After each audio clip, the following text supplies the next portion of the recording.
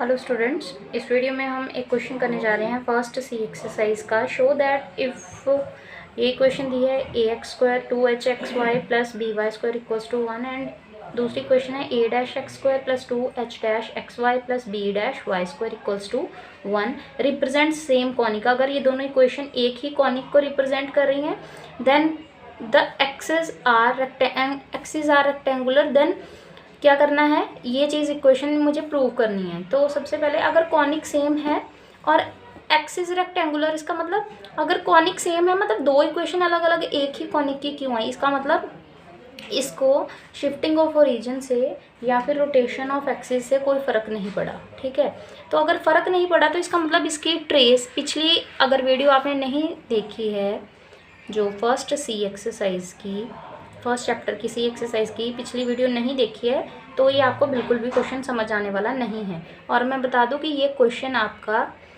20 से 23 के बीच में 2 बार पूछा गया है। ठीक है, आई थिंक 19 से 23 के बीच में, 2019 से 2023 के बीच में ये 2 बार जीएनडी में पूछा गया है क्वेश्चन। ठीक है, तो इम्पॉर्टेंट क्वेश्चन है, पीयू में भी काफ़ी बार आया है और जीएनडीयू में भी पहले भी आ चुका है और अब भी लेटेस्ट भी 2023 से पहले आया है ये, तो इम्पॉर्टेंट है। ठीक है, तो अगर ट्रेस वगैरह नहीं समझा पिछली वीडियो का तो वो समझ लेना, फिर ये समझ में आएगा।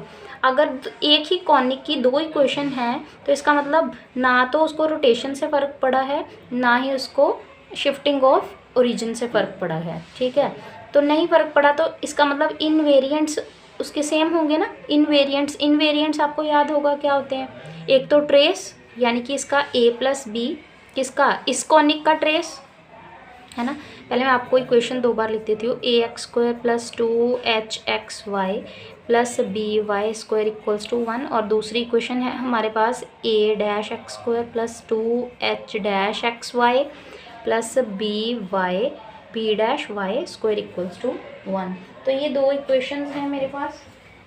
तो इन दोनों इक्वेशंस में अगर कॉनिक सेम है, कॉनिक मतलब जो हमारा कॉनिक है जिसकी ये फिगर है वो सेम है। ठीक है, तो इसका मतलब इसको और इस इक्वेशन को रोटेशन और शिफ्टिंग ऑफ रीजन से कोई फ़र्क नहीं पड़ा क्योंकि ये इक्वेशन ट्रांसफॉर्म होके ये बन गई है ना। तो इसका मतलब इसके जो इन्वेरिएंट्स हैं उनको ट्रांसफॉर्मेशन से और एक्सिस की रोटेशन से कोई फ़र्क नहीं पड़ेगा। तो इसीलिए जो ट्रेस इसकी और ये इसकी ट्रेस दोनों सेम होंगी, इसकी ट्रेस और ऊपर वाली इक्वेशन की ट्रेस और इसकी ट्रेस बराबर होगी। तो इसकी ट्रेस क्या होगी, a प्लस बी, और इसकी इस वाली इक्वेशन की ट्रेस क्या होगी, a' प्लस b'।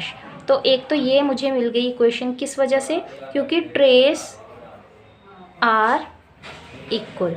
ठीक है, जो इसकी ट्रेस हैं वो क्या है, इक्वल है। सेकंड, इसका अगर ट्रेस इक्वल है तो इसका डिस्क्रिमिनेंट भी इक्वल होगा क्योंकि इनवेरिएंट है, सेम कॉनिक का रिप्रेजेंट कर रहा है। तो इसका मतलब h² माइनस ab इसका इक्वल होगा h' माइनस a'/b'। ठीक है, अब मुझे सिर्फ इन दो इक्वेशंस का ही यूज़ करना है, इक्वेशन 1 और इसको इक्वेशन 2 मान लेती हूँ। अब देखो, इसको थोड़ा ध्यान से देखना, होल स्क्वायर मांगा है a माइनस बी का, तो मैंने यहाँ पे a प्लस बी है तो इसका इक्वेशन 1 का क्या कर देती हूँ, होल स्क्वायर। ठीक है, स्क्वायरिंग इक्वेशन 1। ठीक है, इक्वेशन 1 का होल स्क्वायर कर दूँगी तो ये बन जाएगा a प्लस बी की होल स्क्वायर और a' प्लस b' की होल स्क्वायर। ठीक है, अच्छा इसको थोड़ा सा सॉल्व करती हूँ तो ये बन जाएगा a² plus b² plus 2ab और इधर बन जाएगा a' plus b' plus 2a' बन गया। अब मैंने देखा जो स्टेटमेंट में जो प्रूव करना है उसके साथ h² भी है, h² के साथ 4 मल्टीप्लाई हो रखा है। तो h² ट्रेस में तो है नहीं, h² है किसमें, डिस्क्रिमिनेंट में। तो डिस्क्रिमिनेंट जो है हमारा वो भी तो इक्वल है, तो इसको 4 से मल्टीप्लाई कर दूंगी क्योंकि ऊपर 4 मांगा है उसने, तो इसलिए मैंने इसको 4 से मल्टीप्लाई कर दूंगी। ठीक है, multiply 4 by equation second equation के साथ मैं 4 से मल्टीप्लाई कर दूँगी, 4 को मल्टीप्लाई कर दूँगी तो ये बन जाएगा 4h² minus 4ab equals to 4h' minus 4ab ऊपर डैश। ठीक है, अब ये जो थर्ड इक्वेशन स्क्वेयरिंग से बनी थी, ये फोर्थ इक्वेशन जो कि 4 से मल्टीप्लाई करने से बनी है, तो इन दोनों इक्वेशंस को हम ऐड कर देंगे। Adding equation third and fourth और थर्ड इक्वेशन को ऐड कर दूंगी तो ये बन जाएगा ए स्क्वायर, लेफ्ट साइड पे ऐड करनी है, राइट साइड पे ऐड करनी है, तो a square plus b square plus 2ab plus 4h square minus 4ab equals to a dash square plus b dash square 2a dash B dash plus right वाला right side पे ही 4h dash square minus 4ab पर dash. ठीक है, अब इसको solve कर लिया तो जो चीज़ मुझे प्रूव करनी चाहिए वो प्रूव हो जाएगी। ये ऐड होके माइनस 2ab बन जाएगा और ये प्लस 4h स्क्वायर पीछे, इसी तरह से a dash square plus b dash square minus 2a dash B dash plus 4h dash square.